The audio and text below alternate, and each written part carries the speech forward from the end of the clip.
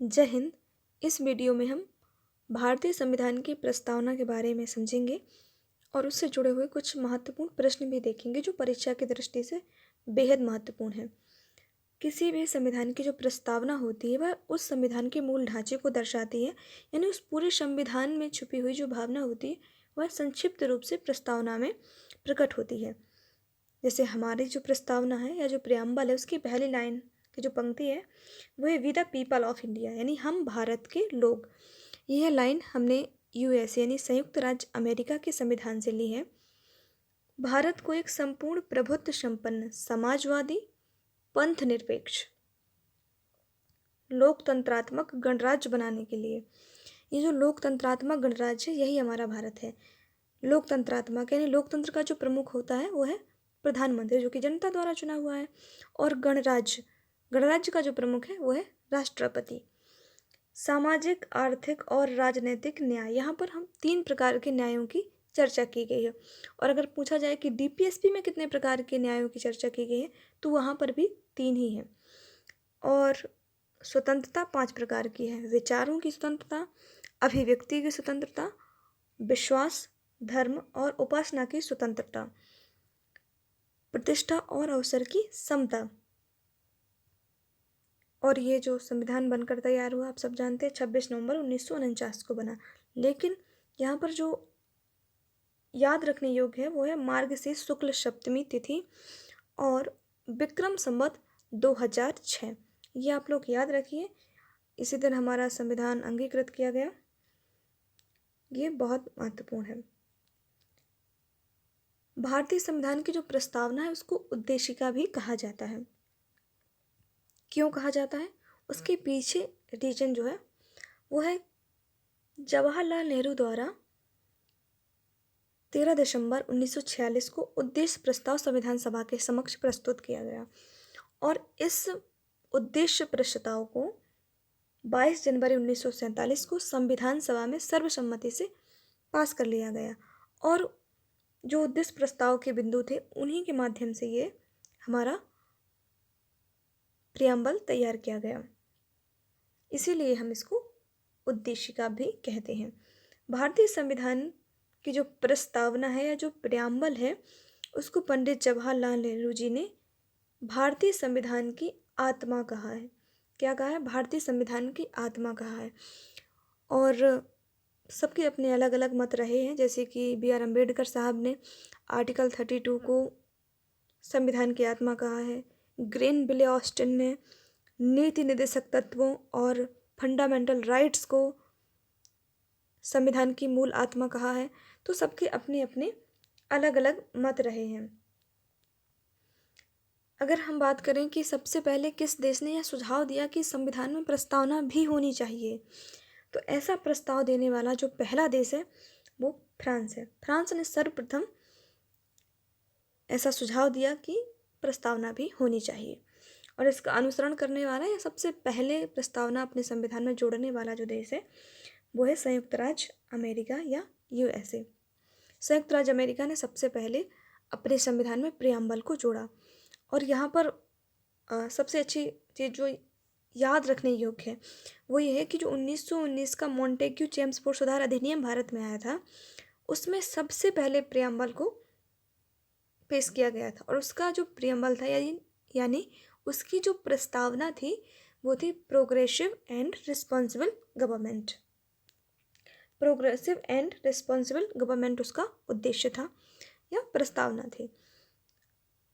सरदार श्रवण सिंह समिति की अनुशंसा पर 42वें संविधान संशोधन के माध्यम से 1976 में संविधान की जो प्रस्तावना है उसमें ये 3 नए वर्ड जोड़े गए थे: समाजवादी, पंथ निरपेक्ष और अखंडता।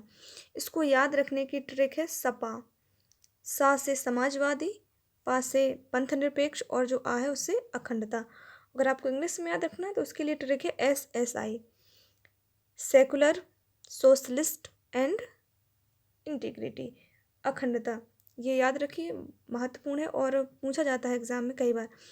और यहाँ पर आपकी जानकारी के लिए बताना चाहती हूँ कि जो 42वां संविधान संशोधन 1976 में हुआ था इसके माध्यम से हमारे मौलिक कर्तव्य जो हैं पार्ट 4 में 51 कामे जो जोड़े गए थे उस समय सरदार समर सिंह समिति की अनुशंसा पर 42वें संविधान 1976 के माध्यम से ही जोड़े गए थे। इस समिति ने 8 मौलिक कर्तव्यों की सिफारिश की थी, लेकिन हमारे संविधान में कितने जोड़े गए थे? 10 जोड़े गए थे और वर्तमान में कितने हैं? 11। और जो 11वां मौलिक कर्तव्य है वो जोड़ा गया था 86वां संविधान संशोधन 2002 में। और जो 11वां मौलिक कर्तव्य वह है शिक्षा से जुड़ा हुआ है, यानी जो 6 से 14 वर्ष के बच्चे हैं उनकी शिक्षा से जुड़ा हुआ है कि जो प्रतिपाल हैं या उनके जो माता पिता, उनका कर्तव्य है कि उन्हें शिक्षा प्रदान करने। भारतीय संविधान की आत्मा कहा जा सकता है? यह प्रश्न बहुत महत्वपूर्ण है, कई बार एग्जाम में आ चुका है और आने की संभावना भी है, तो ध्यान से समझ लीजिए इसको। भारतीय संविधान की आत्मा, यहाँ पर ऑप्शन है प्रस्तावना, मौलिक अधिकार, राज्य की नीति निर्देशक तत्व। तो कहा जा सकता है, यहाँ पर किसी विशेष व्यक्ति का मत नहीं पूछा गया है, बल्कि अनुमानित प्रश्न है कि कहा जा सकता है। तो प्रस्तावना को भी कहा जा सकता है, मौलिक अधिकारों को भी कहा जा सकता है और डीपीएसपी को भी कहा जा सकता है। इसका आंसर होगा यह सभी। जैसे प्रस्तावना को भारतीय संविधान की आत्मा कहा है जवाहरलाल नेहरू जी ने, मौलिक अधिकारों और डीपीएसपी नीति निर्देशक तत्वों को ग्रेनविले ऑस्टिन ने भारतीय संविधान की आत्मा कहा है, और आर्टिकल 32 को BR अम्बेडकर साहब ने भारतीय संविधान की आत्मा। अब यहाँ पर हम कुछ विद्वानों के मत देख लेते हैं। आज के टाइम में ऐसे क्वेश्चन बहुत ज़्यादा बन रहे हैं विद्वानों के मतों को लेकर, PSC में तो खासकर ऐसे प्रश्न बहुत आते हैं। तो सबसे पहले हम देखते हैं अल्लादी कृष्ण स्वामी अय्यर। इन्होंने कहा था कि इन्होंने संविधान को भारत के दीर्घकालिक स्वप्नों का विचार कहा है। इन्होंने क्या कहा है? संविधान को जो प्रस्तावना है संविधान की, उसको भारत के दीर्घकालिक सपनों का विचार कहा, यानी कि जो भविष्य में जो सपने देखे जाएंगे उनको ये दर्शा रहा है वर्तमान स्थिति में। डॉक्टर KM मुंशी, इन्होंने प्रस्तावना को भारत के प्रजातंत्र गणतंत्र की जन्म कुंडली कहा है। और डॉक्टर BR अम्बेडकर ने इसको पवित्र दस्तावेज कहा है। विशेष रूप से ध्यान रखिएगा, BR अम्बेडकर साहब ने इसे पवित्र दस्तावेज करार दिया है। 26 जनवरी 1950 को हमारा संविधान लागू किया गया और हम 26 जनवरी को गणतंत्र दिवस के रूप में सेलिब्रेट करते हैं। इसके पीछे रीज़न ये है कि हमारा संविधान तो बनकर 26 नवंबर को तैयार हो गया था, लेकिन कांग्रेस के अधिवेशन में पंडित जवाहरलाल नेहरू जी ने रावी नदी के तट पर 26 जनवरी को झंडा फहरा दिया था लाहौर अधिवेशन में। इसलिए उस दिन को यादगार बनाने के लिए, क्योंकि उस समय से 1929 से ही हम स्वाधीनता दिवस के रूप में मनाते चले आ रहे थे, लेकिन 15 अगस्त को देश आज़ाद हुआ तो इंडिपेंडेंस डे यानी स्वतंत्रता दिवस हम 15 अगस्त को मनाने लगे। तो उस दिवस को भी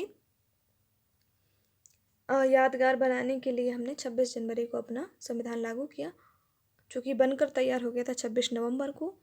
इसलिए 26 नवंबर को हम एज अ कॉन्स्टिट्यूशन डे यानी संविधान दिवस के रूप में मनाते हैं और 26 जनवरी को गणतंत्र दिवस के रूप में मनाते हैं। भारतीय संविधान का निर्माण में लगा जो समय है वो आप सभी को पता है, 2 वर्ष 11 माह और 18 दिन। कुल खर्च हुई राशि है 64 लाख रुपए और BN राव ने 60 देशों, जो इसके संविधान सभा के सलाहकार थे BN राव, उन्होंने 60 देशों के संविधानों का अध्ययन किया था, फिर उसके बाद संविधान तैयार हुआ। भारतीय संविधान के सौंदर्यीकरण का काम किया गया है नंदलाल बोस और राम मनोहर सिन्हा द्वारा, और जो विधानसभा की उस समय मुहर थी वो थी एशियन एलिफेंट यानी एशियन हाथी। जो अफ्रीकन एलिफेंट होता है वो अलग होता है और जो एशियन एलिफेंट है वो अलग है, उसमें कान का डिफरेंस है, कान बड़े छोटे होते हैं।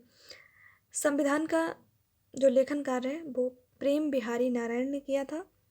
इंग्लिश में जो पहले संविधान लिखा गया था वो इंग्लिश लैंग्वेज में ही था, लेकिन उसके बाद उसकी दूसरी प्रति वगैरह बनाई गई हिंदी में, तो बसंत सिंह बैस जी ने इसको हिंदी में लिखने का कार्य किया। आई होप आपको सारी चीज़ें समझ में आ गई होंगी। Thank you for watching.